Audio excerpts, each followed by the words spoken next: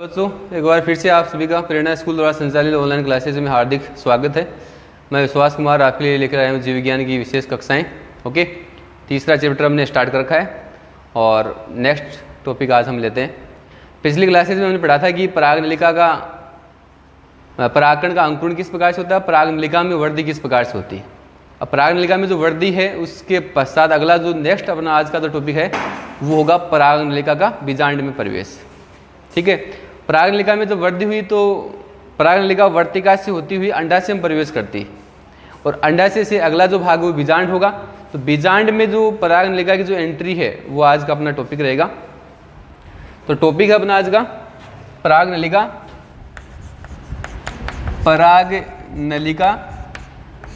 का बीजांड में प्रवेश। ठीक है, परागनलिका का बीजांड में प्रवेश या entry of pollen tube in ovule.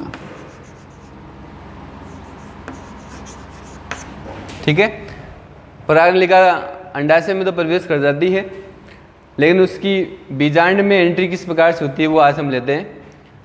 तो देखिए बच्चों, यहाँ परागनलिका का बीजांड में जो प्रवेश होगा वो 3 प्रकार से होता है। बीजांड जो है उसमें 3 प्रकार से या 3 स्थानों से होकर परागनलिका जो प्रवेश करती है। तो ये 3 प्रकार कौन कौन से हैं? 3 प्रकार से प्रवेश होगा। ठीक है, पहला जो प्रवेश है उसे हम कह सकते हैं बीजांड द्वारी प्रवेश, यह ऐसे कहते हैं पोरोगेमी। बीजांड द्वारी प्रवेश या पोरोगेमी। दूसरा प्रवेश निभागी प्रवेश, इसे कहते हैं चलाजोगेमी। चलाजा से चलाजोगेमी बन गया।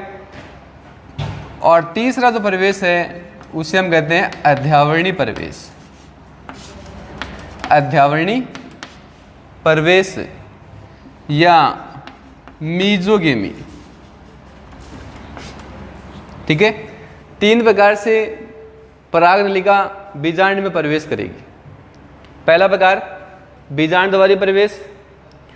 अब तीनों जो हमने प्रकार लिए हैं प्रवेश के, तीनों के नाम से प्रतीत होता है कि यहाँ बीजांड द्वारी प्रवेश में क्या होगा, परागनलिका बीजांड द्वार से प्रवेश करेगी।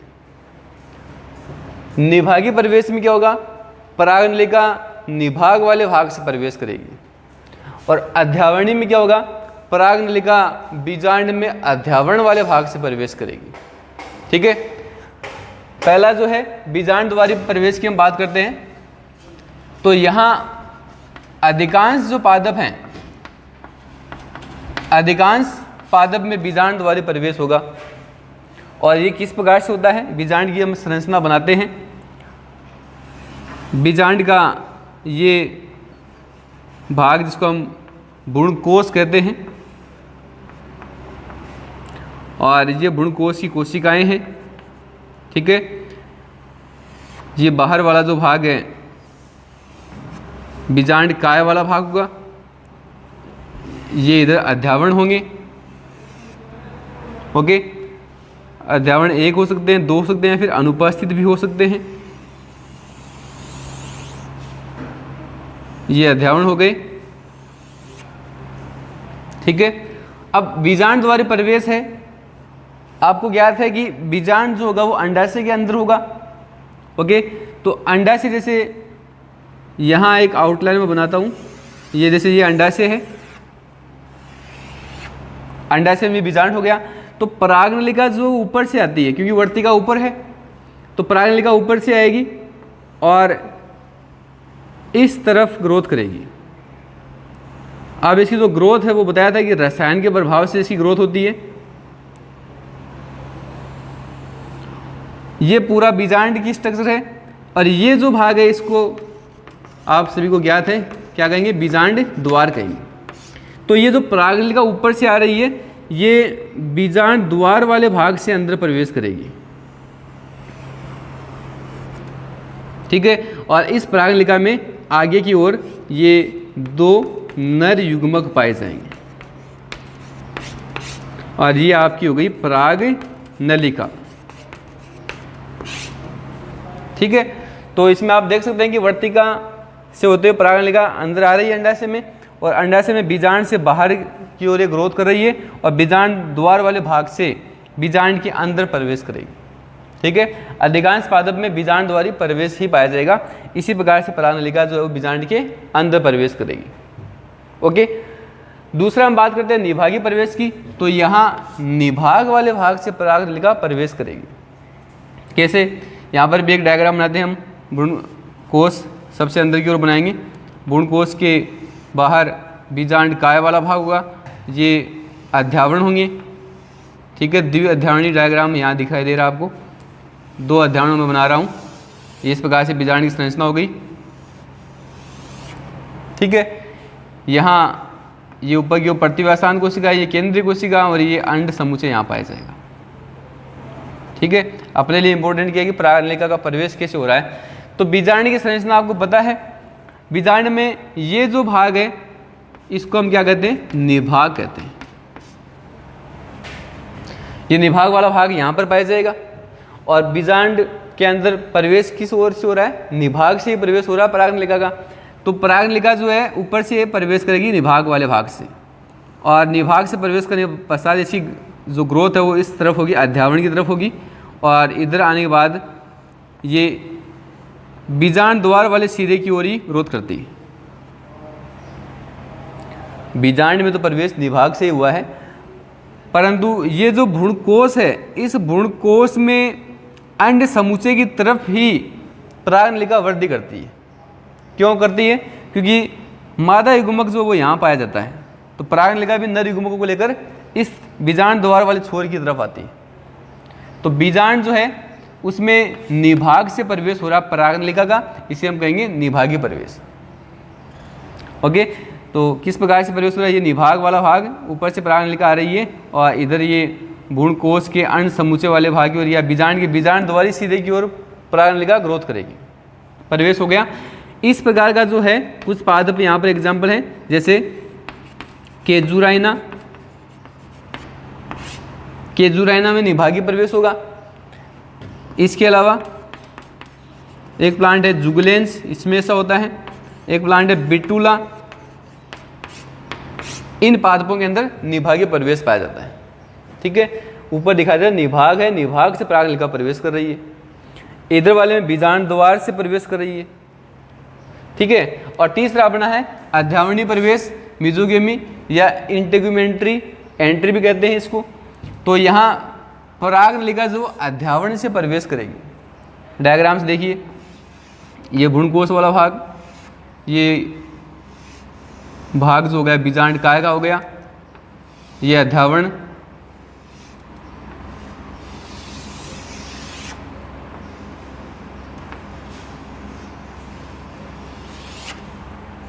ओके। ये बीजांड की स्ट्रक्चर हो गई। इसमें ये भ्रूणकोश के अंदर ऊपर वाली 3 कोशिका हैं, ये केंद्रीय कोशिका, ये अंड समुच्चय, ठीक है। ये भ्रूणकोश है, बीच वाला भाग ध्यान रखेंगे, ये भ्रूणकोश है। अब यहाँ अध्यावरण से एंट्री हो रही है, तो परागनलिका जो है ऊपर वर्तिका होगी, वर्तिका से अंडाशय में प्रवेश करेगी, और इसके बाद ये अध्यावरण वाला जो भाग है इधर से परागनलिका अंदर प्रवेश करती है। साइड वाला जो भाग जहाँ पर अध्यावरण है, अध्यावरण वाले भाग से परागनलिका अंदर प्रवेश करेगी, और इसी को हम क्या कहते हैं? अध्यावरणी प्रवेश कह सकते हैं, ठीक है। यहाँ भी कुछ एग्जाम्पल हैं, जैसे कुकुरबिटा। कुकुरबिटा जो है उनमें ऐसा होगा। इसके अलावा पोपुलस प्लांट, इसमें इस प्रकार का पाया जाता है। कुकुरबिटा और पोपुलस में किस प्रकार का प्रवेश होगा? अध्यावरणी। ज़्यादा याद रखने या रटने की आवश्यकता नहीं है, नाम से पता चल रहा है। बीजांड द्वारा बीजांड से प्रवेश करेगी परागनलिका, निभागी प्रवेश में निभाग से प्रवेश करेगी, अध्यावरणीय परिवेश में अध्यावरण से प्रवेश करेगी। ठीक है, पता होना ये सही है कि आपको निभाग कहाँ है, अध्यावरण कौन सा भाग है, बीजांड द्वार वाला कौन सा भाग है। बीजांड की संरचना आनी चाहिए, बीजांड की संरचना आती है तो आप पराग नलिका का बीजांड में प्रवेश कर सकते हैं 3 प्रकार से। ओके, तो बीजांड द्वार, बीजांड के अंदर पराग नलिका का प्रवेश किस प्रकार से हो गया, 3 प्रकार से हो गया। ये अपना कंप्लीट है। ओके, पहला बीजांड द्वार से, दूसरा निभाग से और तीसरा अध्यावरण से। ठीक है, अब पराग नलिका जो है उसने बीजांड में तो प्रवेश कर लिया, चाहे वो किसी भी प्रकार से प्रवेश करे। इसके पश्चात जो है पराग नलिका जो है इस भ्रूणकोश वाले भाग में प्रवेश करेगी। तीनों डायग्राम के अंदर आपको भ्रूणकोश दिख रहा है, इस भ्रूणकोश में पराग नलिका का प्रवेश होगा। ये जो भाग भ्रूणकोश है, तो भ्रूणकोश में पराग नलिका का जो प्रवेश है वो किस प्रकार से होता है। ठीक है, वो अपना अभी नेक्स्ट टॉपिक हम लेते हैं। तो भ्रूणकोश में इसका प्रवेश कैसे होगा वो देखते हैं। ये समझ में आ गया होगा। अब भ्रूणकोश जो है वो कहाँ पाया जाएगा, आपको ध्यान रखना है, बीजांड के अंदर पाया जाएगा और इसका निर्माण जो है वो गुरु बीजाणु जनन के दौरान होता है। 7 कोशिकीय और 8 केंद्र के जो भ्रूणकोश है उसी को हम मादा युग्मकोश भी कहते हैं। तो नेक्स्ट अपना टॉपिक है भ्रूणकोश में पराग नलिका का प्रवेश।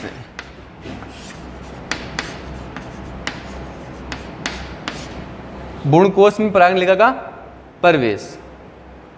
अब देखिए बीजांड की संरचना हम लेते हैं।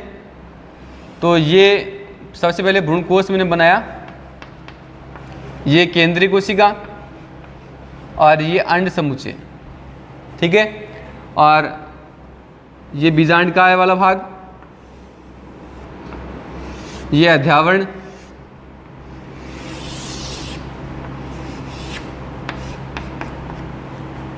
स्ट्रक्चर कंप्लीट है। अब देखिए बीजांड जो है इसमें पराग नलिका 3 रास्तों से प्रवेश करते हैं, बीजांड द्वार से, निभाग से, अध्यावरण से। बीजांड द्वार से इधर से प्रवेश करेगी, निभाग से इधर से प्रवेश करेगी, अध्यावरण में इस भाग से या इस भाग से प्रवेश करेगी। ठीक है, परंतु इससे आगे जो भाग है भ्रूणकोश जो है उसमें पराग नलिका का प्रवेश होगा। क्यों होगा, क्योंकि ये जो 3 कोशिकाएं हैं जिसको हमने क्या कहा है, अंड समुच्चय कहा है या अंड उपकरण भी कहते हैं। इस अंड समुच्चय में ये जो 3 कोशिकाएं हैं, बाहर डायग्राम बना रहा हूँ, ये जो 3 कोशिकाएं हैं इनमें जो ये बाहर की जो 2 कोशिकाएं हैं दाएं बाएं जो हैं, इनको तो हमने नाम दिया था सहायक कोशिका कह सकते हो या सहायक कोशिका कह सकते हो। ओके, और ये जो बीच वाली कोशिका है इसको हम कहते हैं अंड कोशिका, और ये जो अंड कोशिका है ये मादा युग्मक है। ये अंड कोशिका क्या है, मादा युग्मक। ठीक है, तो मादा युग्मक जो वो यहाँ पाया जाएगा। अब पराग नलिका जो वर्तिका से अंडाशय में आई, अंडाशय से उसमें बीजांड ने प्रवेश किया, कितनी परेशान हुई पराग नलिका। तो ये इतना काम क्यों कर रही है वो, क्योंकि उसका कार्य क्या है, परागकण जो है, जो पराग नलिका बना रहे हैं, तो पराग नलिका जो है वो यहाँ क्या कार्य करेगी, नर युग्मकों को मादा युग्मकों के पास लेकर जाती है। नर युग्मकों को मादा युग्मकों तक लेकर जाने का काम किसका है, पराग नलिका का है। तो पराग नलिका जिसमें 2 नर केंद्रक होंगे जो नर युग्मक कहलाते हैं, मादा युग्मक जो वो यहाँ पर एक ही बनेगा, वो भ्रूणकोश में पाया जाएगा। तो ये मैंने बताई, ये जो भाग है ये मादा युग्मक यहाँ पर है जिसको हमने अंड कोशिका कहा है, और ये ध्यान रखना आप एक ही होता है। मादा युग्मक एक बनेगा और पराग नलिका में नर युग्मक 2 पाए जाएंगे। तो पराग नलिका का कार्य क्या है, नर युग्मकों को मादा युग्मक के पास लेकर जाना। अब मादा युग्मक कहाँ है, इस बीजांड में, भ्रूणकोश के अंदर तो है लेकिन कौन से सिरे की ओर है, बीजांड द्वार की ओर है। अरे ऊपर तो क्या हो गया, निभाग, और नीचे क्या है, बीजांड द्वार। तो मादा युग्मक किस साइड में है, बीजांड द्वार की साइड में है। तो देखिए जो पराग नलिका है वो बीजांड में तो 3 प्रकार से प्रवेश करती है। ध्यान सुनना, पराग नलिका बीजांड में 3 प्रकार से प्रवेश करती है, वो आप पढ़ चुके हैं। परंतु जो भ्रूणकोश है, ये जो भ्रूणकोश वाला जो भाग है, इस भ्रूणकोश में पराग नलिका का जो प्रवेश होगा वो बीजांड द्वार वाले सिरे की ओर होगा। भ्रूणकोश में पराग नलिका का प्रवेश बीजांड द्वारी सिरे की ओर होगा। क्यों? क्योंकि बीजांड द्वार वाले सिरे की ओर क्या पाया जाएगा? मादा युग्मक पाया जाएगा। ठीक है। अब बीजांड के अंदर आपने 3 प्रकार से प्रवेश पढ़ा है, तो यदि निभाग से पराग नलिका आती है तो भी वो बीजांड द्वार की तरफ आएगी, यदि अध्यावरण से पराग नलिका आती है तो भी वो बीजांड द्वार की तरफ आएगी, और यह तीसरा प्रकार आपने पढ़ाई है कि पराग नलिका डायरेक्ट बीजांड द्वार की ओर आती है। तो कहने का अर्थ है कि बीजांड में तो पराग नलिका का प्रवेश 3 प्रकार से होगा, परंतु निभाग जो है, परंतु भ्रूणकोश जो होगा उसमें पराग नलिका का प्रवेश हमेशा बीजांड द्वारी सिरे से ही होगा। क्यों होगा? क्योंकि भ्रूणकोश में अंड समुच्चय किस ओर है? बीजांड द्वार वाले सिरे की ओर है। ठीक है। तो पराग नलिका जो है यदि ऊपर से आ रही है या अध्यावरण से आ रही है, दाएं बाएं से या बीजांड द्वार वाले सिरे से आ रही है, तो वो मादा युग्मक या अंड समुच्चय की ओर से ही प्रवेश करेगी, जो कि साइड में बीजांड द्वार वाले सिरे की ओर पाया जाएगा। ठीक है। अब ये जो भ्रूणकोश है, भ्रूणकोश की स्ट्रक्चर जिसको हमने मादा युग्मकोश भी कहा है, ये केंद्रीय कोशिका जिसमें 2 ध्रुवीय केंद्रक पाए जाएंगे। ये भ्रूणकोश की स्ट्रक्चर, भ्रूणकोश हो गया। अब देखिए, इस भ्रूणकोश में पराग नलिका का प्रवेश करना है। अपना टॉपिक यही है, भ्रूणकोश में पराग नलिका का प्रवेश। भ्रूणकोश में पराग नलिका का प्रवेश जो होगा वो भी 3 प्रकार से होगा। भ्रूणकोश में पराग नलिका का प्रवेश 3 प्रकार से होगा। 3 प्रकार कौन से हैं? पहला प्रकार देखिए, एक सहायक कोशिका, एक सहायक कोशिका व भ्रूणकोश की भित्ति, भ्रूणकोश की भित्ति के मध्य से, एक सहायक कोशिका व भ्रूणकोश की भित्ति के मध्य से पराग नलिका प्रवेश करेगी। कैसे करेगी? डायग्राम से बताएंगे। अभी दूसरा देखिए, नंबर 2, अंड कोशिका, अंड कोशिका व सहायक कोशिका के मध्य से, अंड कोशिका व सहायक कोशिका के मध्य से प्रवेश करेगी। और तीसरा होगा, एक सहायक कोशिका, एक सहायक कोशिका को भेदते हुए प्रवेश करेगी।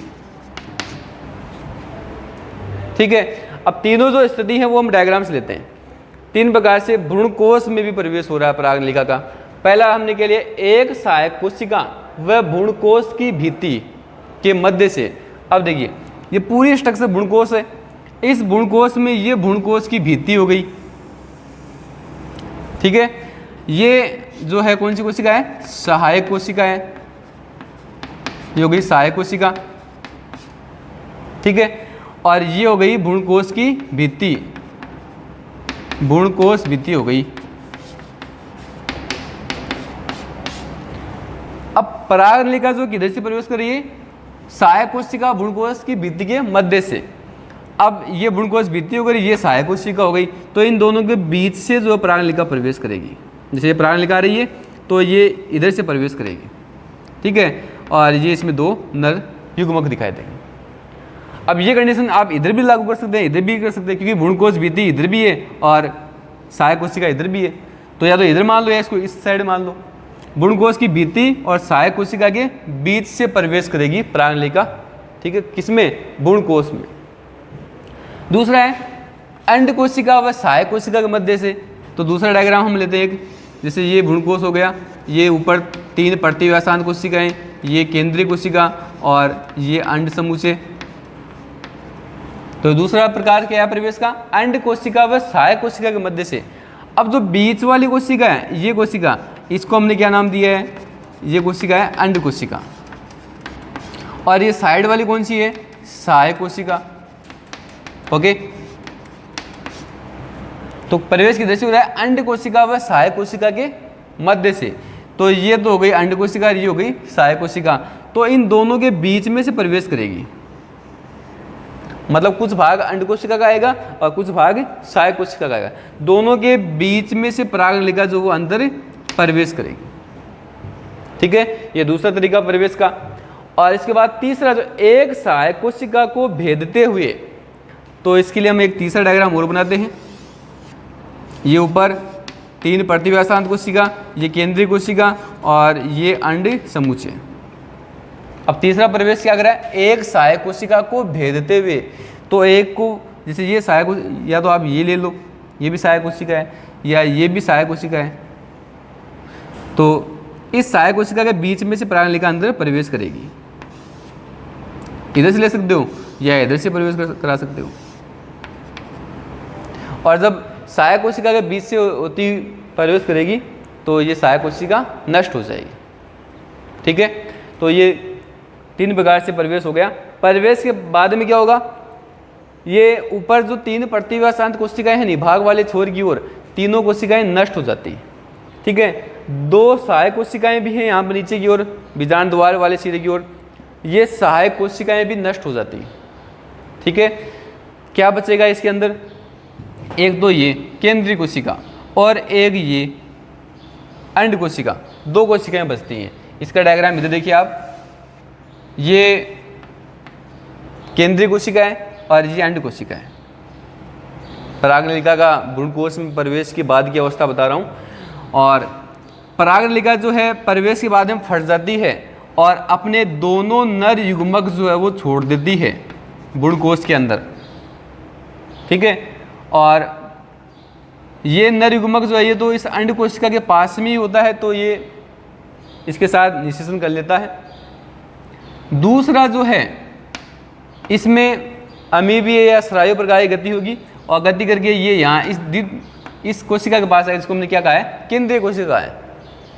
लेकिन आपको यदि ध्यान हो तो मैंने बताया था कि निषेचन से जस्ट पहले इस केंद्रीय कोशिका के दोनों ध्रुवीय केंद्रकों का संलयन हो जाता है और ये एक कोशिका बन जाती है।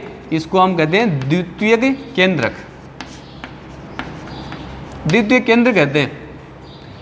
दोनों केंद्रक जो थे वो आपस में जुड़ गए, संलयन हो गया और इस कोशिका को केंद्रीय कोशिका न कहकर क्या कहा, द्वितीय केंद्रक कह दिया हमने। और उसके बाद निषेचन होगा तो एक नर युग्मक तो इस अंड कोशिका के साथ निषेचन करेगा और एक नर युग्मक द्वितीय केंद्र के साथ निषेचन करेगा। ओके, और यहाँ जब नर और मादा युग्मकों का संलयन होता है तो उससे हम कहते हैं सत्य निषेचन, क्योंकि नर और मादा युग्मकों के बीच में हो रहा है सत्य निषेचन, इसे कहेंगे। और ये जो दूसरा नर युग्मक है वो द्वितीय केंद्र के साथ में निषेचन कर रहा है। ठीक है, तो यहाँ जो प्रक्रिया उसको हम कहेंगे त्रिसंलयन। 2 बार निषेचन होगा, यहाँ पर दोहरा निषेचन पाया जाएगा। तो एक बार निषेचन यहाँ हुआ और एक बार निषेचन इन दोनों के बीच में हुआ। तो यहाँ तो बनेगा भ्रूणपोष, भ्रूणपोष का निर्माण हो जाएगा। ठीक है, और यहाँ बन जाएगा युग्मनज। ठीक है, ये निषेचन किस प्रकार से होगा, निषेचन क्या है, दोहरा निषेचन त्रिसंलयन किस प्रकार से है वो हम अगली क्लास में लेंगे।